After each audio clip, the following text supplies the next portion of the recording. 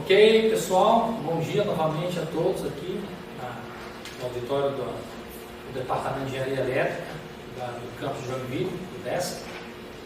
Meu nome é Pedro Berteles Filho, sou professor aqui do departamento e venho aqui para vocês apresentar um trabalho que foi também apresentado em um evento na Alemanha. Tá? É o Workshop Internacional de Bioimpedância, não de bioimpedância, mas um workshop sobre impedância de modo geral, impedância elétrica, utilizado para não só a bioimpedância, mas para outros sim também.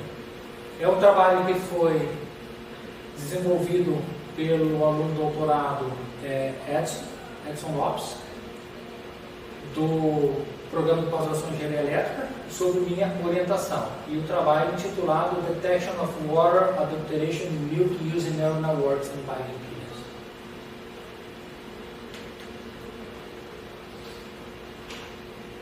Certo?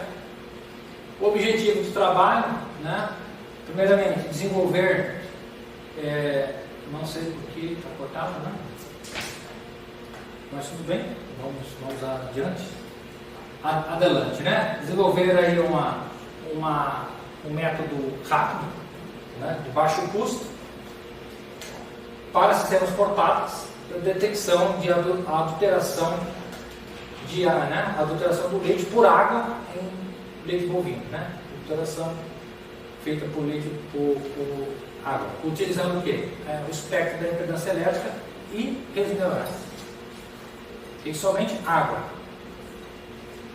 Bom, cenário global. Cenário global sobre adulteração de leite, quer dizer, qual é o problema?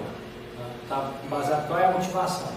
Primeiramente, diariamente o setor de laticínios, que é o dairy sector, ele perde em torno de 15 bilhões por ano. Pouca grana, bilhões de dólares, by the way, dólares. Devido ao que? Pura adulteração de água, somente. Aqui não está falando outras coisas, formol, antibiótico, outras coisas.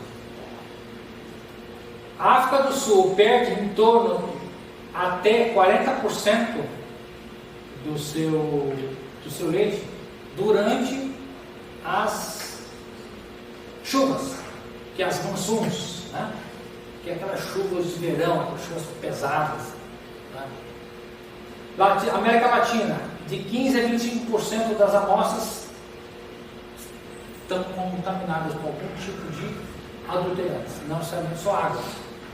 Tá? Na parte subsaariana da África, perde o que? Em torno até 60% durante as estações de seca. Então veja que é bastante complexo isso aqui. E perde muita coisa. Todo cuidado para tratar a vaca, todo cuidado da alimentação para a vaca, tirar o leite, você tem essa. Se você for tirar uma média, aqui, nossa, é bastante. Você chega aí a fácil a mais de 30%. Se você for levar todo mundo junto, só por água, Aqui. Vai lá. Então, limitações atuais, corrente. Primeiro, a análise por cromatografia leva em torno de 30 minutos e é caro.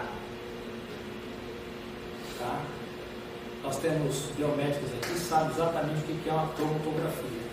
Leva tempo. E leite é um bichinho complexo. Ele não é sangue, ele não é urina.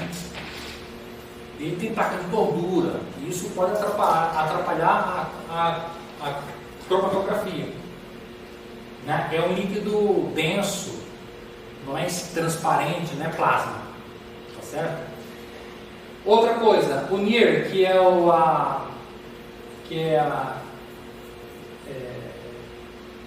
parte de luz, ela apresenta uma sensibilidade reduzida. Então, muitas pessoas usam NIR, usam LED, que é a fotoespectrometria, para analisar leite. O problema é, para fluidos túrbidos, que tem turbidez, é um problema. na velocidade dos alunos. Inclusive, nós tentamos aqui, a Bruna, vamos chamar a Bruna aqui agora, ela tentou fazer, usando a fotoespectrometria, a caracterização, ela tentou ler a absorvância do sangue bovino, mas do sangue total não teve condições. O sangue total não tem como, é muito túbido. Tá? E o leite também é um líquido com turbidez alta, então não dá. Métodos, análises convencionais por espectroscopia de impedância elétrica, né, na maioria limitado em 5 frequências discretas, né? Mais ou menos, é uma frase que não tenho tanta certeza, porque nós aqui fizemos em 2012 um aparelho e publicamos o artigo usando o FPGA. Você tem um dado na mão, 500 kHz, 33 frequências, está com o dado na mão. A tese de mestrado está na biblioteca. O nome do rapaz é Emiliano Amarante Veiga. Emiliano Amarante Veiga, está na Bíblia. Vocês vão ver que a máquina vai até 500 kHz, como assim 1K, né? 1 kHz, 1 kHz até 500 kHz. Quer dizer, mas aqui o que salva é o mostly, né? Que é a maioria dos, não é todos, certo? Mas é verdade, a maioria usa poucas coisas mesmo, né? Inclusive para análise de alimento. 1, 2, 3, 4, impedância, para saber massa corpórea, essas coisas. Utilizam só 2, 3, 4, 5 frequências. Espectroscopia multifrequencial, né? Essa aqui que está sendo proposto. Está sendo proposto utilizar um kit, que é o próprio analisador de impedância, da Analo Device, que é o AD5933. Só deixar claro para vocês que é um kit que já está obsoleto, tá? A Analo Device já tirou isso do mercado. Você pode comprar? Pode comprar, porque alguém já comprou o estoque, comprou um milhão de peças, está lá na prateleira para ser vendida. Mas hoje ele é utilizado 5940 ou 5941. Tem o mesmo propósito, certo? A rede foi feita uma rede de 36 camadas de entrada, 64 camadas intermediárias e uma camada de saída, evidentemente, que é a saída gold standard, né? A saída que tem que dar. Tem que dar um valor que você afere para o método padrão. Então, 36 de entrada, 64 de camadas de intermediárias. Foram feitas 9 frequências discretas, ou seja, 9 frequências de 2 kHz a 6 kHz. É isso? O protocolo automatizado, ou seja, saindo de 5% até 95%, essa palavra aqui me causou um pouco de dor de cabeça na apresentação, depois eu explico para vocês, mas aqui eu quero pedir perdão, mas aqui é água, tá? Não é antibiótico. Adulteração, o artigo está falando sobre adulteração em água. E o custo se propõe a fazer um aparelho, um dispositivo que possa oferecer um custo de 40% mais baixo do que um aparelho de fotoespectrometria. Eu acho que ainda até para criar mais barato isso aqui. O fotoespectrômetro deve ser mais caro. Depende tudo da banda, né? Tudo depende do compensômetro também. Né? Os mais baratinhos tem em torno dos 2.000, uma coisa assim. Então, basicamente foi isso aqui, né? Está aqui o kit, né? Está aqui o nosso leite. Eu tenho 2 hastes aqui, né? Foram medidas então 190 amostras, tá? De leite bovino, com adulteração de 5 a 95% de água, de 5 a 95%. E, evidentemente foi medido a temperatura ficou em torno de 25 graus. A temperatura influencia, como eu já tinha falado aqui, a bioimpedância, então a impedância da amostra. E aí então, em comunicação com o PC, né, via um cabo aqui, e aí eu tenho então a captura dos dados, eu tenho a rede, o treinamento, e aí então basicamente esse aqui seria o diagrama de fluxo de trabalho, né, das medições, começando aqui, toda a parte do carregamento do dado, a normalização, né, criar a rede, o treinamento da rede, o teste da rede, né? Lembra que sempre você usa uma quantidade de amostra para treino, outras amostras são deixadas de lado para fazer o teste, né? O teste sério. Bom, o que a gente viu? Está cortado, mas aqui a impedância ela está em quilômetros, tá? Então tem 2,2 km até 2,25 km, a faixa é bem estreita, tá? Aqui eu tenho frequência saindo de 2K a 6K, só, né? E, bom, como vocês podem ver, essa parte verde aqui é o leite puro, ou seja, é um leite sem água, sem nada. E aí, à medida que você vai colocando água, ele vai caindo, ele cai bastante, quer dizer, bastante em termos, né? Vamos colocar, se você for analisar esse ponto aqui, ó, você tem 2,24, esse aqui você tem praticamente 2,2. A gente está falando em uma variação de 200 ohms. Então ela visualmente parece grande, mas numericamente não.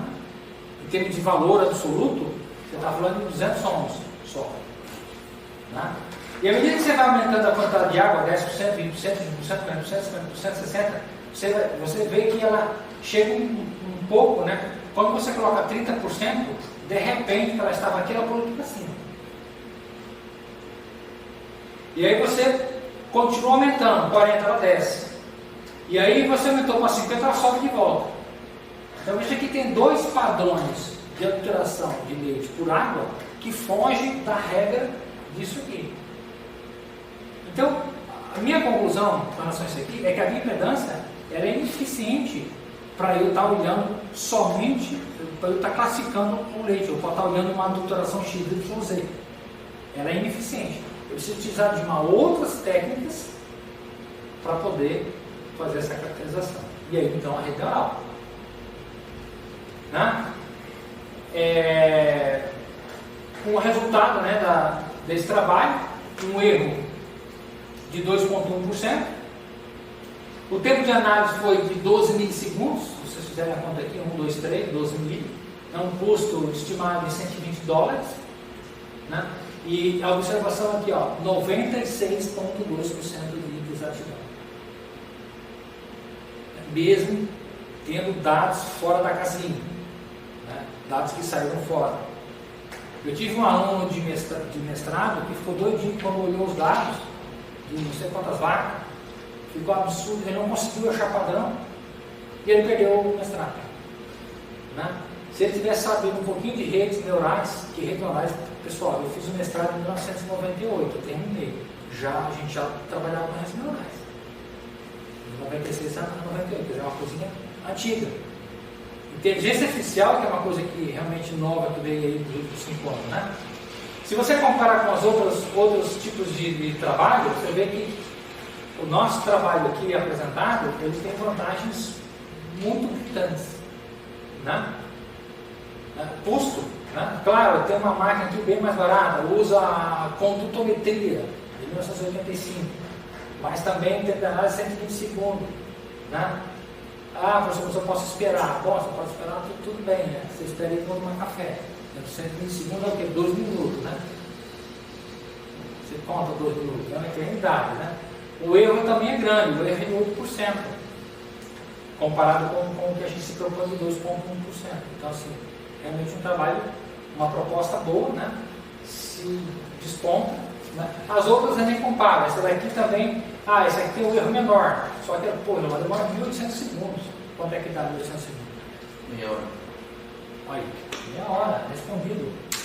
30 minutos. Então, assim, esse aqui é bem complicado. E é mais caro também. Né? Tem todos aqui nas observações aqui. Então, discussão. Primeiro, o gerador de impedância que a gente usou, né? O método. Usando o AD5133, ele é um conversor de 12 bits, né? Tem uma comunicação de 2C.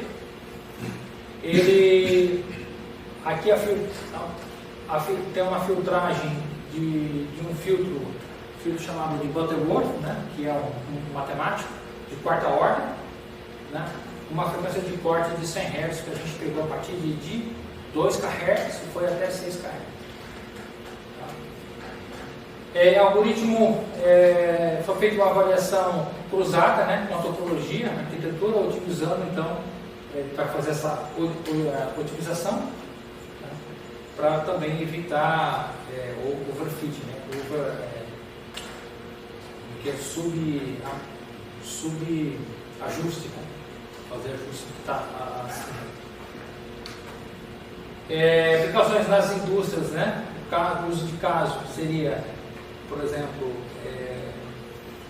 as próprias indústrias receber esse material que está fazendo esse tipo de análise, né? A parte de IoT, né? Seria um dispositivo, né? End-to-end, né? Fazer essa parte desse training. Você teria que ter, porque a IoT, porque a bioimpedância para olhar a adulteração do leite, ela tem que passar do produtor para o caminhão para a indústria, né? Então você tem 3 entidades jurídicas no Brasil diferentes, entendeu? Então se for IoT, ótimo, porque você não depende do celular, do fulano, do ciclano e do beltrano, isso tudo vai via rede. Impacto econômico, né? Reduz a perda, né, de adulteração. Aí você pode criar aí um selo de qualidade para fazer esse tipo de... Então, isso aqui é basicamente um resumão do que a gente já colocou naquela tabela, né? O custo, a eficiência, o erro, a precisão, né? Uma expressão no tempo real, né? O impacto pode ser colocado num dispositivo portátil, né? Escalável. Pode ser também o que? A gente fala democratizado, quer dizer, ele pode estar em toda a escala do processo, independente se é um produtor de alto produtor, se é só um produtor de algumas vaquinhas, né? E era isso que eu ia apresentar para vocês. Obrigado pela paciência, obrigado por estar aqui prestigiando esse evento. Muito obrigado.